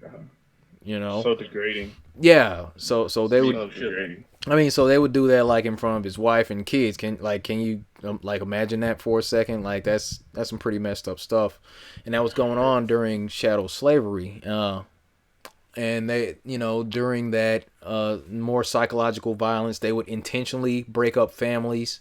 Send each family member to a different plantation, and that was on purpose, so they couldn't pass down their traditions, their family stories, their family histories, and all that. So ultimately, from all that, you know, we got people, the descendants of slaves, not really knowing where they came from or who they are, because I mean, ultimately, it was plotted that we're gonna create these circumstances wherein these people forget who they are.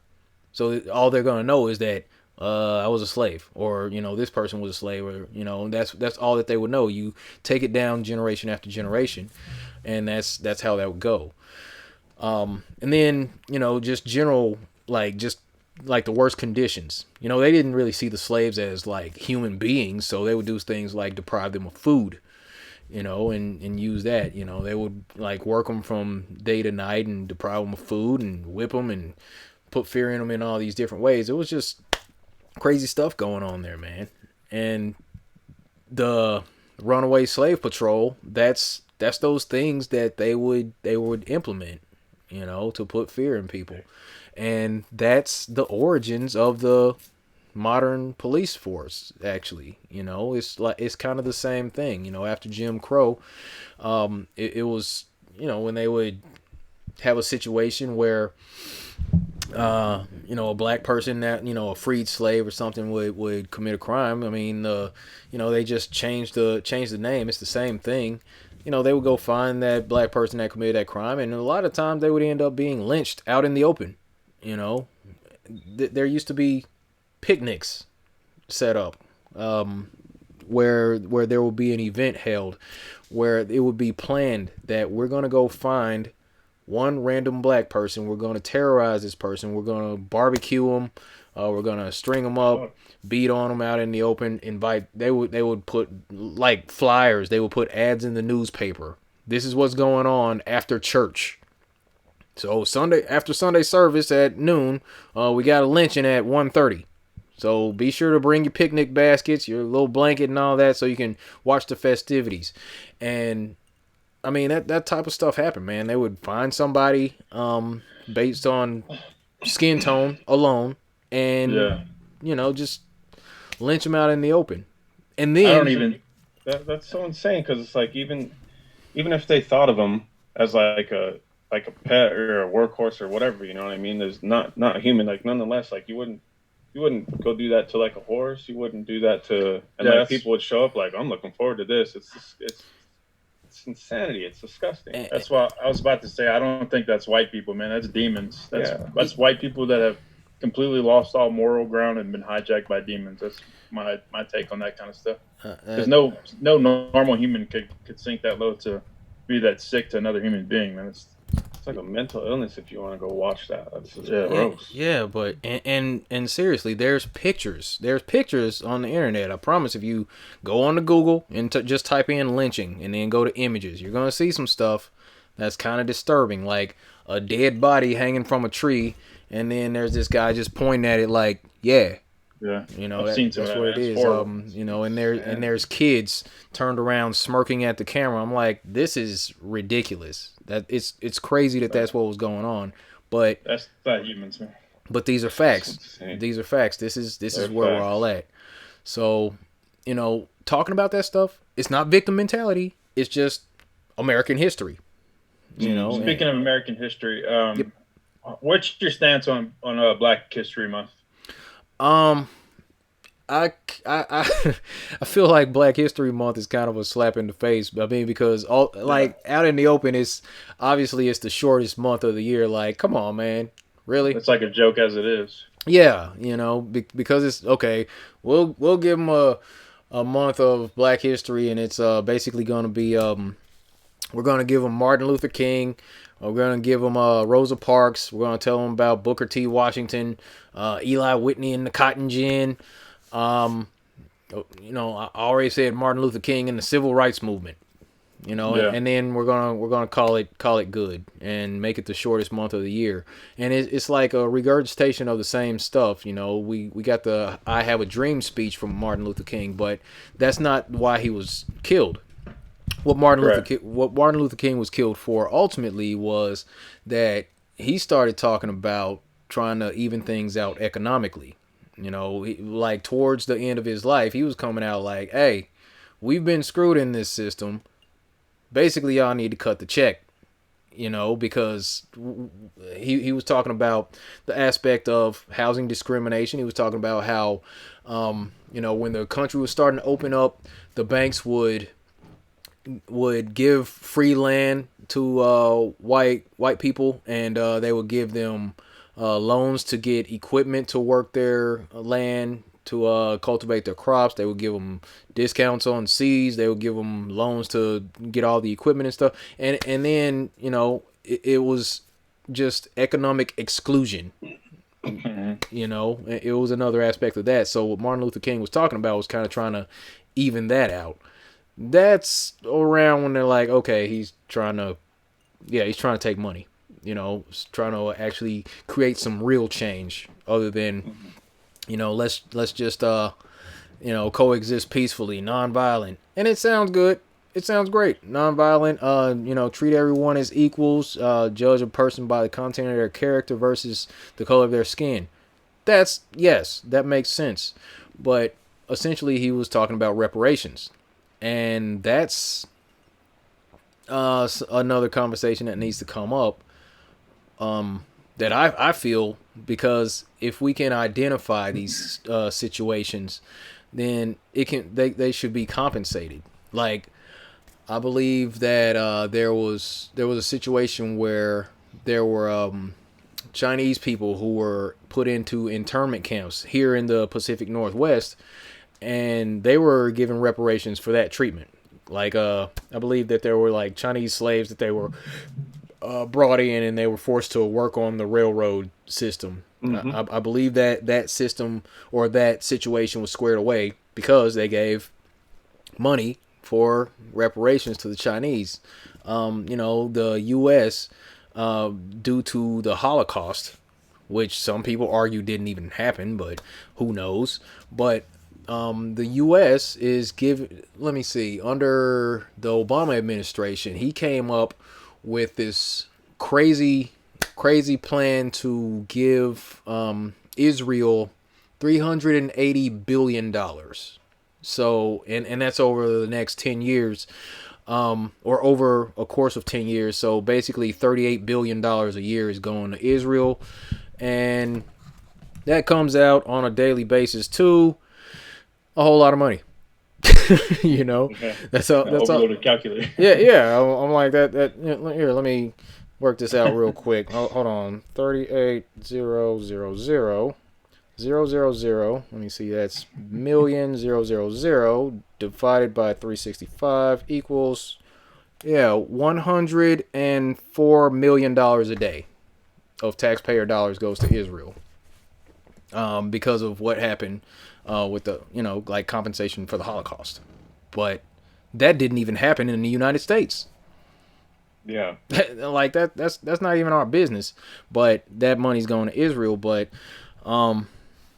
whenever people start talking about reparations for slavery, or okay, maybe not slavery then. How about compensation for what happened at Tulsa, Oklahoma? Are you guys familiar with what happened in Tulsa?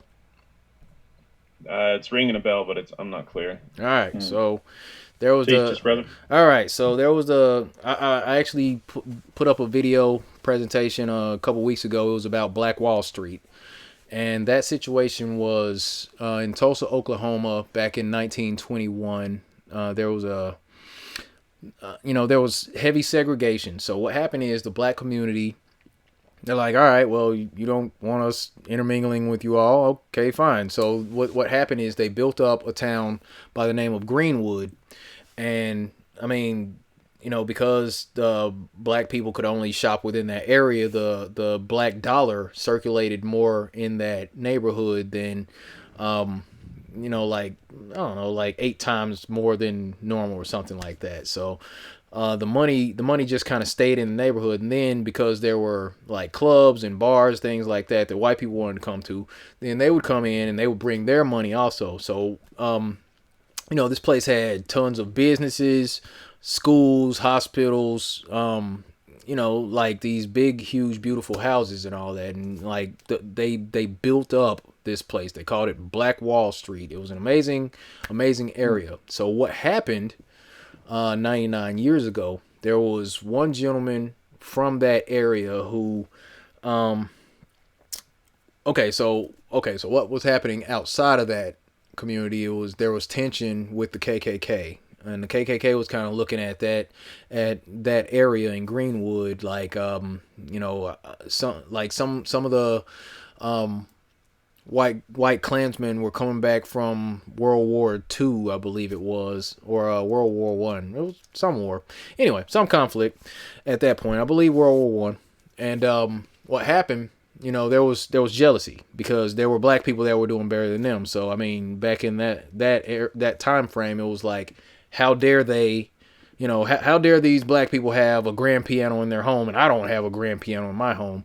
So this jealousy built up, and I mean, there was already some racism kind of built in. And what happened, one gentleman, black man from that area, worked downtown, and he had to go up he could use that building's bathroom, but he couldn't use the bathroom in the regular area. He had to take the elevator up to the top floor, use the bathroom up there. So he would do that every day, and there was a elevator attendant, white female. And one time there was, he gets onto the elevator and he trips and he bumps into the lady and she yells rape. All right. So that, like, she just goes with that story that he tried to rape her. And in that time frame, it didn't take much to bring together an angry crowd, and this was already going on. The KKK, the racial tension was already starting to bubble up under the surface. So what happened? He went back to Greenwood, and the word of this situation between him and her had already worked the people into a frenzy. So there's a group of angry white men with guns, pitchforks, torches, and all that good stuff. They're basically saying to the black community, hand them over so we can extract street justice, meaning they were going to lynch them out in the open, and they refused to do so. So I mean, it just kind of escalated from there. There was a shot fired, and that kind of kicked off the whole thing. Over the next 48 hours or so, there were groups of white men who were commissioned by the police. They were deputized by the police, basically given a license to kill any black people they came across. So they destroyed all those businesses. They looted all those homes. And I mean, that community was totally destroyed. They would kick the door in, or set a house on fire. People are running out the back door, and there will be somebody waiting in the backyard to shoot them as they ran out. That type of stuff was going on. They would go from house to house, taking everything that they wanted out of there, clothes, jewelry, furniture, things like that, take it back with them, and then set the house on fire. So ultimately, there were like thousands of people displaced and left homeless. There were hundreds of people who were murdered in that situation. The government actually commissioned, like, I want to say like the National Guard came in. They dropped bombs in that area. Yeah, and I mean, there was a situation where there was a lady telling the story how they had been displaced from their home, and they're, going through a field, and it was like a soldier or somebody up on the top of the hill with a machine gun waiting for those people to come up there, man. It was that type of situation. So ultimately, that whole area was destroyed. All those businesses, the banks, the hospitals, all of it was destroyed. And that was a situation that a lot of people don't know about. And so that, and then the aspect of redlining, it's like, okay, look, we tried to pull ourselves up by the bootstraps. We did that, and it was bombed. It was destroyed, and the government was okay with that. And then on top of that, when the black people came back and tried to move, tried to repair their area, it's like they were prohibited from returning to those places. When they tried to file insurance claims, those claims were denied because they couldn't prove the circumstances that they were, under which their homes were destroyed and all that. So, it's like they were also demonized in the newspapers. The guys that were running through the streets shooting people, they were called riflemen. The black people were labeled as insurgents, things like that. It's like they were demonized in the media at that time. So it was crazy, man. It was so. It's so weird to me that this stuff has been going on for so long too. It's like, where the hell did it come from? Where did it start? I like to like zoom out of everything and like look at it from space, basically. If space is real. Yeah. Where the hell did humans come up with the idea to do this kind of shit to each other, and why has it been going on for so damn long through so many different time periods of our life? I don't understand that kind of mentality. Yeah, it's it just comes from the idea of one group being superior to another, and that's which I can't fathom that. It's so stupid. Yeah. Yeah, and I mean that's like what they do, that whole aspect of demonizing those people after screwing them over in that situation, after destroying their homes, after destroying their business, after the insurance completely. Yeah, I mean just completely. They got nothing left. You stole their clothes, destroyed their home, took any money they had, all their belongings, and burned their house down and denied them insurance. And then demonize them in the news. That whole painting people of color as, the bad guy in the news, that's a prevalent thing. If you look this up, I ask you to look this up, treatment of the media, or how the media treats black victims versus white suspects. You'll see some crazy stuff, and it's another aspect of they're not wanting to paint a bad image, and it's like that. Say that one more time for me there. Yeah. Look up the media's treatment of black victims versus white suspects. And I had looked up a quick video the other day. It was from Secular Talk, and he was just going over these different scenarios where, you would hear a story about a black kid getting into it with the police, and the police would kill him, and they would say there was a scuffle, and we believe that there were drugs in his system. Okay, and then there will be a situation where, like, the kid that shot up the theater, the coverage on him, it's got a nice picture of him smiling in the camera and all that, and they say, wow, that's so weird that he would do anything like this, and he's being described as a really, really intelligent, bright young man. Suffered from mental illness or something like that, right? Yeah. He came from a troubled home.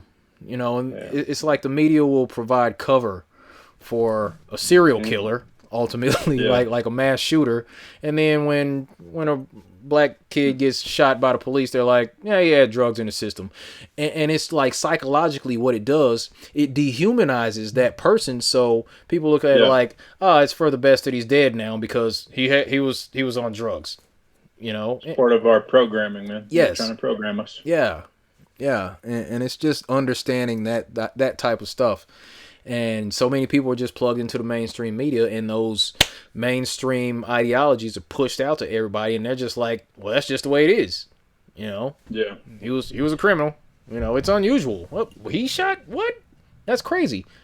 Looking at how these situations come about. The difference in treatment with the police. Okay. There was a situation with Alton Sterling. He was a black man. Somewhere in the South, I forget. There's so many stories, but I saw the video. I saw the raw video when Alton Sterling was shot. He was standing there. He was selling CDs. The police had surrounded him. He had his hands up, and the way that it escalated was the police officer like tackles him and starts to scuffle. And he's like, "What are you doing?" He knocks him over, gets him on the ground, and he acts like he's trying to reach for his gun. Now, in my brain, if he's standing there with his hands up, all you got to do is grab one hand, pull it behind his back, grab the other hand, pull it behind his back, put the cuffs on, put him in the car. Call it good. But the cop instead decides to escalate the situation, starts to wrestle with him, and then he's acting like he's afraid for his life. Oh my God!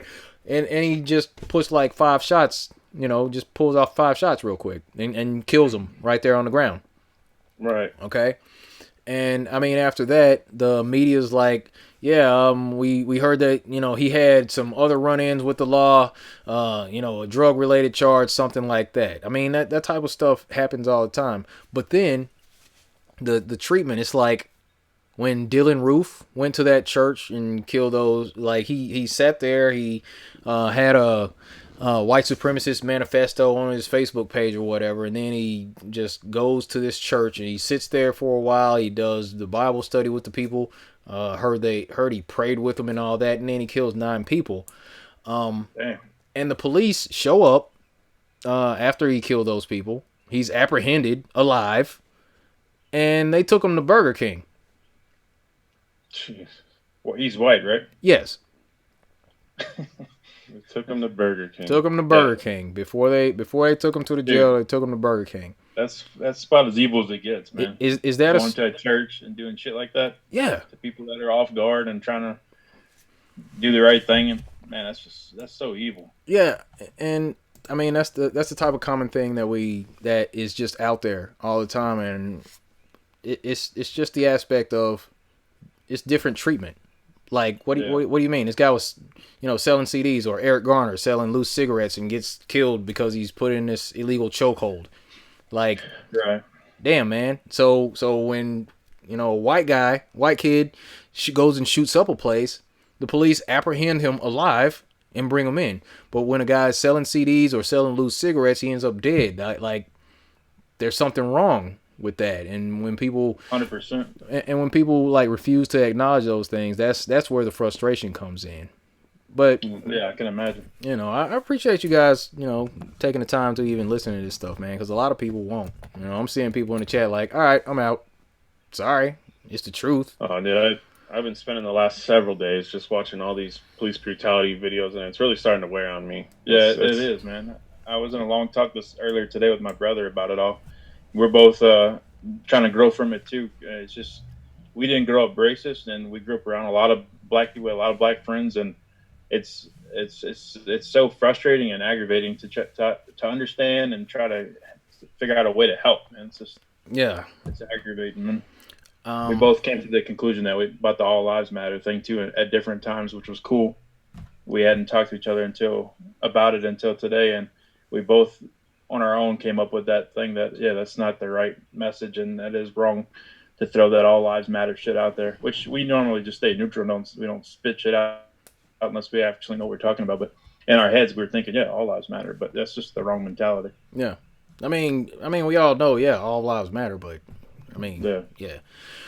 But, man, I don't have a great deal of solutions. It's just, we first have to acknowledge that this is what's going on without calling it trying to be a victim, because that's dismissive also. Like I'm saying, I'm not a victim. I haven't been beaten, severely by the police or anything, but I still have empathy for those who do, those who are, those who have been. So, let's work on it, Yeah. If you can apprehend a psychopath in a church without killing him and then take him to fucking Burger King, there's no reason to not apprehend people the correct way in other situations that are being killed in these situations that are just completely unnecessary.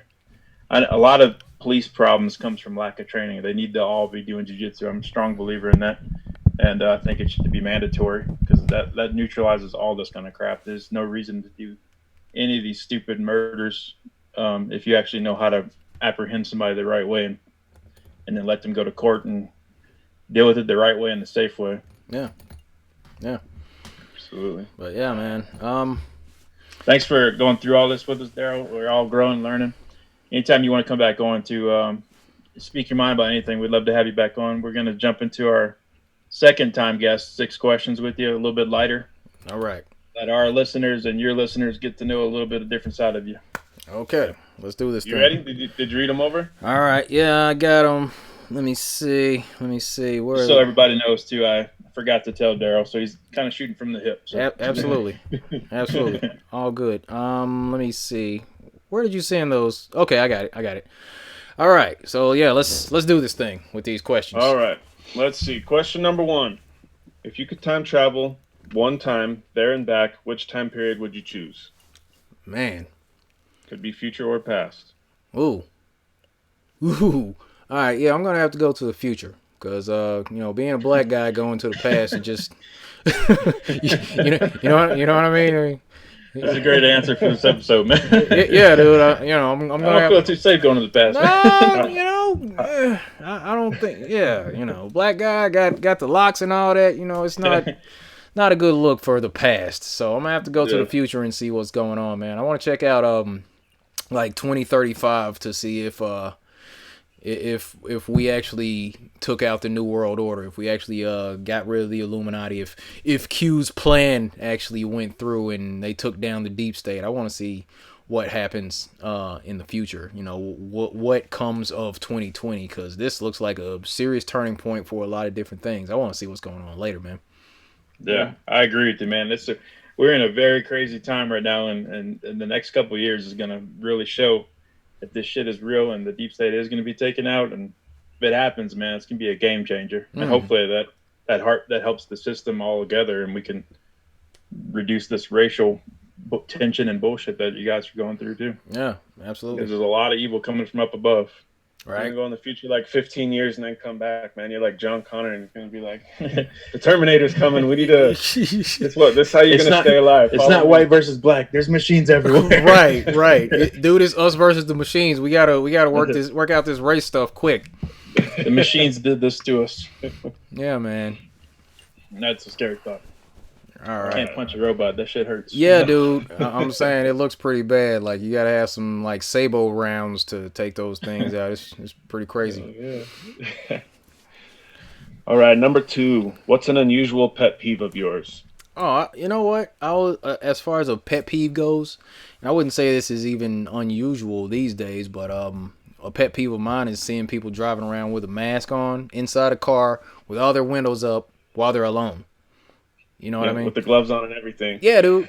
Yeah, just freaking out. I'm like, what? You're afraid you're gonna give coronavirus to yourself? Like you're in your car. Stupid. You're in your car with the windows up, dude. You need air. Just please take the mask off while you're driving along.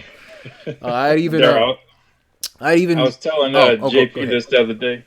I was out hiking, and I was out pretty remote, man, middle of nowhere, pretty much, outside the Rocky Mountains. And this old guy, leave race out of it. This old guy comes by me in the middle of nowhere with a mask on, hiking. I'm like, what the fuck are you doing? Why are you wearing a mask? This is like the one place that you should be safe to not wear a mask, man. It's just pure nature, pure fresh air, nobody around you. Yeah. I'm the first person you've come across in a long time. Right. And we're not even near each other. Dude, there's a special kind of stupid. Right. All the trees are constantly pumping out oxygen. Like, dude, get some. Just. I haven't put on a mask yet since this whole thing started. Also. Yeah, I don't do it unless I have to go into certain stores with it, but I strongly don't agree with it. Yeah, it's craziness, man. I mean, there's. Let me see. I could have swore it was either Fauci or the WHO came out. The World Health Organization just came out talking about how. Masks aren't really doing anything. There's been analogies put out there like the idea of wearing a cloth mask to stop a virus is kind of like putting up a fence to stop mosquitoes. Like a chain link fence. Right. It's just a good analogy. Yeah, it's pretty much pointless. So, there's masks in the car. All right. The one that I thought was kind of funny is like, if the guy next to me can fart and it gets through a pair of underwear, a set of denim jeans, and in my mask, and I still smell it, I think the virus is getting in. Dude, look! I was at Walmart the other day, and I had actually screamed that because I got there, I was looking for something, and I got there really late, and then I got turned around at the door, and there were people coming out in masks. I'm like, yo, if you can smell a fart through your mask, it's useless. Just know that. And then like beep beep, just get in my car right away. So. Yeah, man. just dropping knowledge on these people, man. Yeah. Think about this stuff, folks. You can smell I a feel fart. bad for the people wearing masks, man. They just don't get it. Dude, I'm saying they believe the mainstream media, and that's it's it rough makes them times. feel better. Yeah, it's a security blanket for stupidity. Yeah, I guess so. All right. Number 3. When you were a kid, what did you want to become as an adult? When I was a kid, what did I want to become as an adult? I wanted to be a drummer. Honestly. Drummer. Yeah, man. I wanted to be a drummer because Did you ever dabble in it, man? Did you get into it? Yeah, I actually used to play a little bit at this church I was going to back in Tacoma. I'd play drums when the drummer didn't show up, but for the most part I was the bass player. So I always thought that was cool, man. When I was growing up, my brothers and we would set up these little makeshift drum sets, put pillows over here, and then a little book as the snare when we were doing the little beats and all that with the drumsticks. We would upgrade and start tapping on the weights with our feet and stuff. Set up these little cymbals, like a little aluminum pan on a stick or something like that. You know what I'm saying? I love it. That's good stuff. That's good, man. Yeah, That's man. Good you gave it a shot. I would love some form of artistic ability, but I don't possess it. Yeah, can't play an instrument. I can't sing. None of that. Can't dance. It's just not. No, there's no artistic ability at all. Yeah, man. I appreciate it. It's all good. People can do it. Hey, they gotta have to. You have to have fans, man. There have to be people listening. Yeah. Can't all be musicians. Yeah, man. Okay. What we got? Number 4. If you were going to be stranded on an island but have the chance to bring one thing with you, which thing would you choose? Let me see. One thing. Does this have to be like a real thing, or can this be like a fantasy thing? It could be anything you want, man. Yeah, just get one. One thing, but only whatever. one. Oh man. Okay, so what I'm gonna need is like a little teleportation wristwatch, something like that. You cheated. Hey, look. Cheated my system. Look. You gave me the option, man. I'm just using my imagination. If I can beep beep beep, and I can just go to a whole different location. Like, the hell with this island. Yeah, no, I'm gonna grab some stuff from civilization, then I'm gonna teleport back to my island. And just because I hate people. No, I'm playing. But, society's crazy, man. I want to get off the island. Well, like society's crazy. I'm gonna get my shit. I love this place. Yeah. I'm going to get some stuff, and then I'll be right back at my island. So. Yeah. All right, man. no fantasy. What's your pick with no fantasy? Oh shoot. Put the pressure on you. Oh man, no fantasy objects. The one thing. Do I? So is this like a Survivor situation where, or is it like Naked and Afraid where I have absolutely nothing and I only get one thing? Well, yeah. This is where the question is interesting because some people pick their most beloved item because they know they're going to live out the day. Some people go survival. Some people go like, "Hey, I'm going out with a good time. This is my one thing." Some people pick significant others and shit like that too. I mean, it's this is where the question's interesting. Ooh. So maybe bring Shakira with you, man. Bring Right. me. I can make a good hut. right. I gotta bring a lady out there that's got some skills, man. Shoot, one thing or one person? Gosh, man, we might have to circle back around that. What's the next question? All right, we'll come back. All right. Number 5. If someone was going to make a movie about you, which actor would you want to play yourself? Michael B. Jordan. Yeah, that's a good one. I like that guy. Yeah, man. I want I think everybody likes that guy right now. Yeah, dude. I want Killmonger to play me. Straight up. Yeah, you guys are both shredded, so that would work. I appreciate it. I get mistaken for you all the time at the park, man. People, I'm like working out, and they're like, "Daryl." I'm like, "No, man, it's you will." We're both the same, bro. Yeah, you know. Dad bod. Yeah, I do stunts for Daryl on the weekends. Yeah, man. That's a good one, though. I like that one. So yeah. All right, number 6. Speaking of the Black Panther Killmonger, did you see that shit what somebody posted with the Nancy Pelosi and all those guys that are virtue signaling with the African scarf or whatever? I'm not sure what that's called, but the kente scarves. Yeah, dude. And they call it the Black Panther. I thought that was the funniest shit ever, man. Dude, I saw it. I was like, "Oh my god!" So many people about to be pissed off about this. It's like the racists are gonna be like, "You do not kneel. We kneel to no one." I'm like, it's not even like that. I believe, it's like a symbolic gesture of, being down with the cause and all that, as it were, or like the old Kaepernick taking a knee during the anthem and all that. It's like, I think it's more like that. It's not so much kneeling, showing a sign of submission. People are now like, yeah, it's a Masonic ritual. Dude, everything's a Masonic ritual, in the truth community. Like different handshakes, if you looked a certain way, if you're standing a certain way, if you put your hands a certain way. It's like the Masons have kind of infiltrated and just took over like all kinds of mundane movements and all that. So, it's ridiculous. I really wish that people would stop either with the kneeling or just explain what the kneeling's about, because there needs to be some understanding about that too, because it's pissing a lot of people off on both sides. Yeah, with that picture and that whole situation is just so not genuine. You can tell it's just all bullshit. It's just all trying. You know what I'm saying? Yeah. I can't get the words out. yeah, and it goes back to what we were talking about earlier with those politicians, because Nancy Pelosi, she's been in there over 40 years. Schumer, he's been over there for like over 40 years probably. Yeah. And like if y'all are really down with doing something to change the system, you had time to do it before now.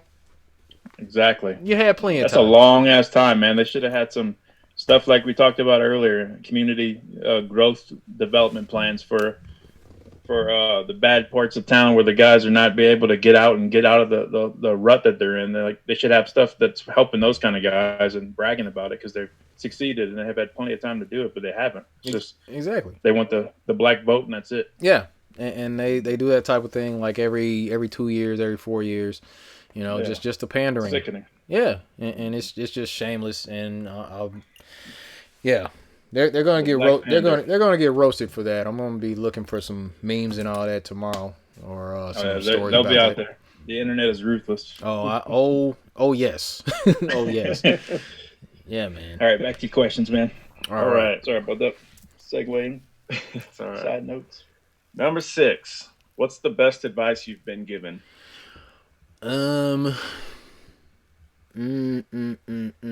Best advice I've been given was let me see, along the lines of believe like half of what you hear and like a quarter of what you see, because there's like always more than one side of each story. Things like that. It's just just don't just take everything at face value. Look a little bit deeper into these situations and people that you come across, because people can put on a front, people can put on a mask, just like Nancy and Chuck, throwing on the kente like they're really down, like, dude, no, I'm not buying it, things like that. So just looking closer, the encouragement that I got to look closer at every situation, every person that I come in contact with. It's like, just trying to have more insight. So, you tend to get screwed over less when you take more time to study things, or you take time to understand certain situations. So, yeah. And that's a universal for everything. So you can use that in any kind of aspect. Mm-hmm. Dating, overall life, just looking in the news things, all that stuff. Yep. Mm-hmm. Yep. Good stuff. All right, let's go back to our problem question. Ooh. Yep. Number 4. What would you bring to the island? All right. Once again, what would I bring to the island? You know what? I'm going to have to say one huge textbook on surviving life being stranded on a desert island. Yeah, they have those too, man. I own some of them. Yeah, that would be a good book to have. Yeah, you need a survival guide depending on how big that island is. You're gonna need to, look at how to set up these stills to where you can collect water and all that. That not the salt water. You want some fresh water. Situations like that. Different trapping methods. How to build a lean-to shelter, how to build a more permanent structure, things like that. So, you know, what fruits and seeds are bad and which ones are edible. Yeah, all that good stuff. So, you know, and as you learn each page and master it, you tear it out, it makes more kindling. That's right. That's right. You know, make you a smoke signal. Yeah. You know, take some rocks and fashion those into a knife, things like that. Yeah. You know, you just gotta have some ideas, because I'm not as savvy as far as my wilderness survival as I'd like to be, but yeah, definitely more education on that stuff is what I would want to take to a desert island. So yeah, if you got stuck on an island tomorrow with nothing, how confident do you feel in survival? I might be able to make it a couple weeks, depending on how quickly I can get some things set up. I used to watch a lot of Bear Grylls, so I got my ideas on what to do. You know, the first thing you gotta do is you know, you need to find a water source. You need to find a way to defend yourself, because you know, there might be wild animals out there. You gotta set up shelter before it gets dark, and then last priority you want to worry about is food. So yeah, you know, I got those priorities set out. Now, how as far as how to do it, God, I hope so. You know, I try to stay in physical condition to be able to execute these things, but at the same time, I don't know, man. I'd like to think a while. I've watched enough of those survivor type shows. Let me see. Confidence is a big thing. You got to believe in yourself. Yes. Yeah, humans are so adaptable, man. You're gonna go through hell in those first few days, but I think you'd surprise yourself that you will find a way, because we're made to survive in any kind of situation. Your worst case scenario would be getting a disease or some kind of a sickness out there. I think you'd find a way to keep water and food going for you, enough to be sustainable to keep going. Yeah, I got confidence in you, bro. All right, I appreciate it, man. I really do. It's all up here. Yeah, if Tom Hanks can do it, man, you can do it, bro. Yeah, man. That guy's got out of a lot of situations. Right. Travel with Tom Hanks. No, travel with Tom Hanks. Absolutely not. No, it's over for All that. right, Daryl, what can you plug, and where can we find you? How can we help support you? Hey, you know, I got my YouTube channel where I'm streaming live now. It's titled D.Marble on YouTube. I'm D_Marble_FE on Instagram. Go ahead and give me a follow if you like the content here. Don't have a Patreon. Cash App, links in the description, but there's no description to this video because I'm not really worried about that type of stuff, but it's all good, man. I can put it in ours. All right, sweet. I'll put links up after, you know, this is wrapped up, but it's all good, man. Just find me on YouTube or Instagram. You know, give me a follow, and we'll link up, I suppose. Yeah, man. I like that you do the Insta lives and you talk to people. I see you get on there and you have long conversations with people. That's cool. I haven't done that for a few weeks, but you know, since, you know, people are locked down and all that, and I see like people that have way bigger following than me just get on and just do these random conversations with people, I'm like, why couldn't I do that? You know? So, yeah, absolutely. Yeah. You're a sharp guy with a lot of interesting stuff to say, man. So keep doing it. Hey, and I like to hear different people's perspective too. So, you know, it's like a back and forth thing. So I like that. I'm probably need to do more of that. But yeah. I appreciate you guys inviting me out again, man. Oh yeah, man. You're welcome anytime on our platform, man. It's not very big, but you're part of our Truther family. Sweet. Thanks, guys. All right, brother. Have a good one. All right, man. You too. Have a good one. Take care.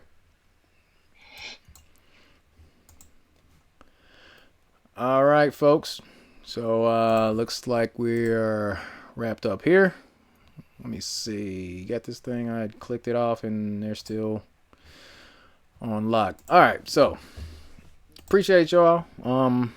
You know, coming around and hanging out with me and all that good stuff. You know, I hope you enjoyed the conversation. Those are some pretty cool guys, and you know, as always, just wanting to promote these conversations. You know, the question that I was promoting on Facebook was, What would you like for me to understand about what's all going on in the world from your perspective? And that's like the general question that I encourage people to have, so we can open up these lines of communication between the races. Although race is a social construct, we still have to, exist within this whole dynamic. So, with that being said, I suppose I'll get in here and do this here shout outs, just saying what's up to folks in the chat, because as always, I appreciate you all for coming to hang out with me. So let me go ahead and turn this thing down, get in here, say what's up to the folks. I appreciate you all. Conan68, only Womley, okay. Rethink everything, Seek Bavik. Appreciate you coming out, y'all. Wild RAT, I appreciate you. Thank you. Say that's good stuff. Conan68, appreciate you. Virginia Chase. You got in late. Sorry about that, Virginia. I think we had a pretty good conversation, though. Balanced Truth, appreciate you coming out. Mark Shari, appreciate you. I already said Balanced Truth. Let me see. At the bottom, what's up, folks? Flat Out KC, appreciate you. Storms are here, absolutely. Good times, y'all. I appreciate you coming out, I really do. ICU, Rethink Everything, Climate Change Survivor, Paul Arbuckle, appreciate you out there in the chat. Let me know, where you are, your age, things like that. Hi, my name's Daryl. I'm 38, out here in Washington State. Out in Fall City, as it were. But yeah, just wrapping it up. I thought that was a pretty good conversation. Sir G, appreciate you. Ro, thank you very much. DJ King, Raphael Flat Plane TV, keeping it flat. Appreciate you. Yeah. Of course it's flat out here, folks. Over 2 hours. Stacy Walker, I see you out there. Appreciate you, darling. Secret Asian man with the glasses. Appreciate you. I thought that was a good build. Good times. But all right, folks. Let me see. Rich Lancaster. Yeah, Lancaster. Okay. Going back a little bit further. The Dark Cloud NC. Jay Northrup. Candy Jones. Yeah. All right, IB Henriksen, I see you. Appreciate you. Yeah. Gonna go ahead and wrap it up, y'all. Appreciate you all for showing up. As always, be good to each other. Take care of yourself.